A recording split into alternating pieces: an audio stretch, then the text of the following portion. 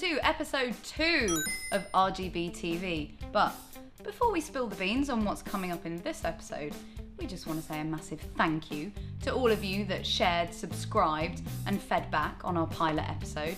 We were truly overwhelmed with the amount of constructive criticism we received. So, from the heart, thank you. Cheers. Yeah, thanks. But your job is not done. Oh no, we still want you to carry on sharing, feeding back and giving us that constructive feedback so that we can make RGB TV the best it possibly can be. So if you haven't already, please do subscribe on our YouTube channel. Now, coming up in episode 2, of course we've got more reviews. We've also got some of Tom's tips and we're going back in time to the beginning of video gaming because we've got a new toy in store. What is it then? Well, this is the Magnavox Odyssey. Probably the most important piece of gaming hardware we've ever had in the shop. We'll be telling you all about it during the show. Let's see if we can get it to work. Because at the moment it's about as useful as a Betamax video cassette in a DVD player. No time for tinkering now though, Joe, because you have got to get on with our first review. Starwing, or Star Fox as our American cousins will know it, is a bit of a favourite here at RGB. Not because we like the game, but because it's great for weeding out those dodgy SNES start buttons, thanks to the control select options. Having never played the actual game, we decided to have a closer look at it, as suggested by Les Crone on our YouTube channel.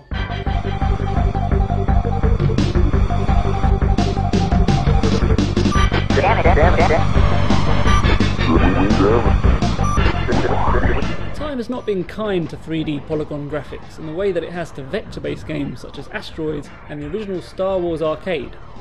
But it's important to remember that this was a groundbreaking and hugely hyped game back in '93, winning critical acclaim and paving the way for the sort of 3D graphics we would be taking for granted a decade later. You are witnessing a new technology. In order to do this, the developers needed some extra power, and thus the Super FX chip was designed in order to significantly boost the SNES's humble 3D abilities. The first and only game powered by the Super FX microchip. You are Fox McCloud in Star Fox, only for the Super Nintendo Entertainment System. As for the game itself, the first thing you will notice is the excellent musical score. A rousing main theme gives way to frantic in-game music that matches the action nicely as Fox McCloud and his anthropomorphic buddies battle through the Lilac system. Goodbye. The controls for your nippy R-Wing craft are fairly fluid, and the game's huge Star Wars influence becomes more apparent when you face clones of TIE fighters and AT-AT walkers.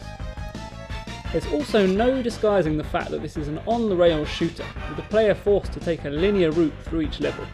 To make up for this, the player can choose one of 3 paths through the game, each providing different levels and in effect offering triple replay value. Starwing is also pretty tough, so offered good value for money then, and even more so now, with carts available for £5 or less online. You may struggle with the graphics, but it's important to remember Starwing for what it achieved at the time, rather than how it looks to us now, as it really must have blown some minds 20 years ago. The series is still alive today, and a new release for Nintendo's flop Wii U console is highly likely. But judging by most recent efforts of early Nintendo franchises, you might be better off with older games such as Lilac Wars and Star Fox Adventures, or perhaps even seeking out a ROM of the cancelled but supposedly complete Star Fox 2.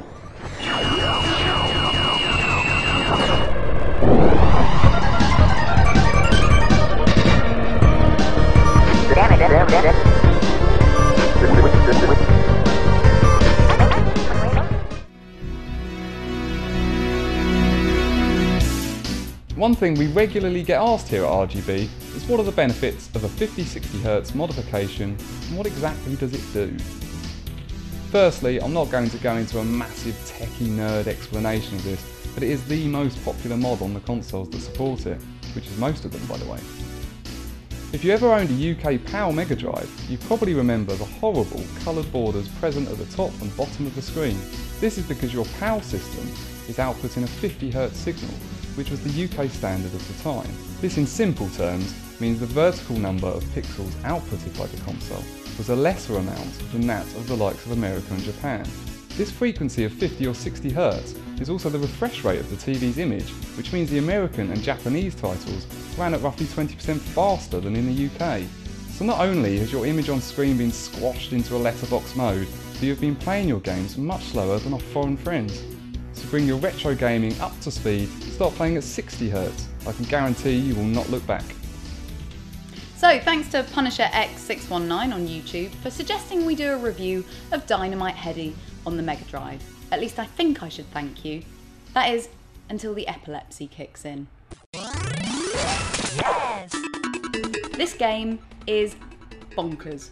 I missed it when it was released in '94 on the Mega Drive / Genesis, Master System and Game Gear.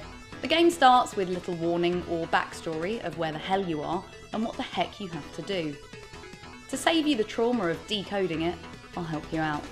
You are Dynamite Headdy, a little yellow puppet thing that makes his way from left to right through an acid-bright, trippy landscape, defeating his enemies by launching his own head at them.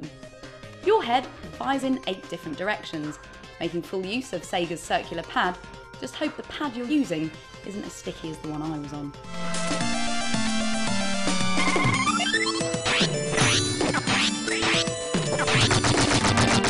What you're hit with is the sound.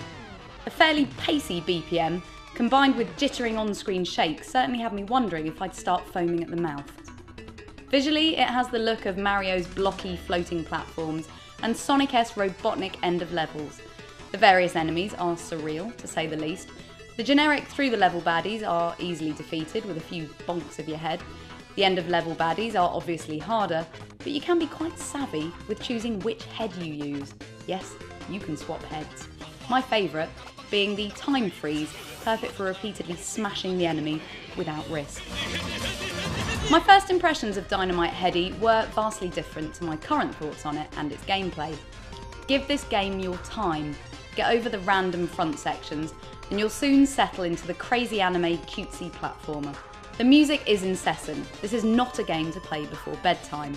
It's like drinking 16 cups of coffee and then taking acid, I imagine, having never done either of those things. Also, on the subject of incessantness, is that actually a word? In the practice level, try counting how many times Bo says the word target. I counted 134 in just 80 seconds.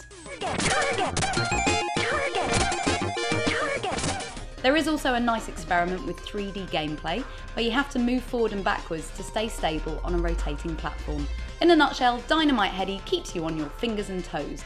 But kids, remember, don't play this before bedtime.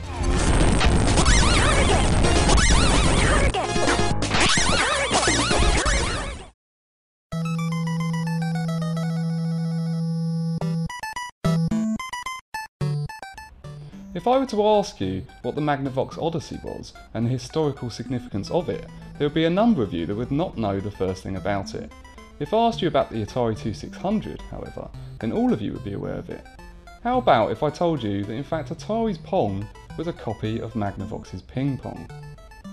Well, this is fact. Atari was sued back in 1975 by Ralph Baer, the creator of Ping Pong and the Magnavox Odyssey home video game system. It was 1972 that Ralph Baer released his games console and therefore qualifies the Odyssey as the first home video game system, and Ralph himself was the godfather of video games.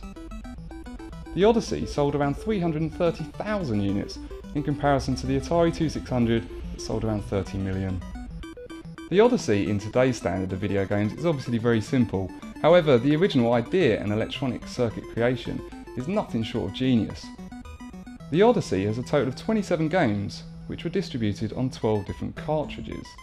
These cartridges do not contain any electronic parts whatsoever. In fact, all the game cartridge does is short circuit points within the machine to alter the game's mechanics. There were even games that involved a light gun that looked like a realistic rifle, way ahead of its time, and again proving its historical significance. One thing the Odyssey did not have was sound, no audio whatsoever. Today, a silent game would be thought of as an incomplete game, but Ralph Baer simply didn't see it as important when designing and building the machine. The creation of the Odyssey and the idea behind it is still nothing short of an art form, the original, the first product to bring video games to our homes.